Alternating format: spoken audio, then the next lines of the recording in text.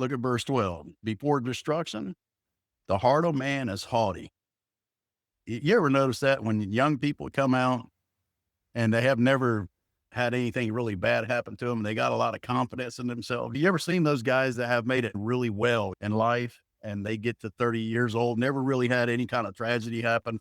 Everything has gone their way and they're real cocky. They're the exempt people. They're the ones that are super smart and they're haughty. Best thing God could ever do for you is cause some destruction in your life. So you realize you ain't the answer to all things, and He is.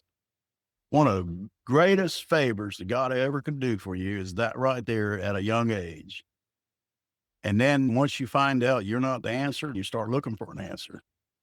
And if you're looking hard for an answer, there's only one answer. If you're real about it, there's only one answer. It's the Lord Jesus Christ. There's only one answer. You can look for 1,000 years and there's only one answer. It's Him. And that's the thing. But look at this thing right here. A man is haughty, and before honor is humility. Whose name would you put down there? The greatest example of that. It'd be the Lord, wouldn't it? If you want to boil down what humility is being in a place of being completely humiliated. And you talk about Christ being humiliated for something He didn't do.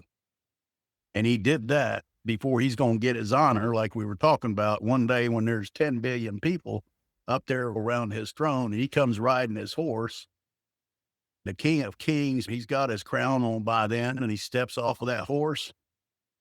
And as you see Him step off of that horse, I think He's probably still wearing sandals.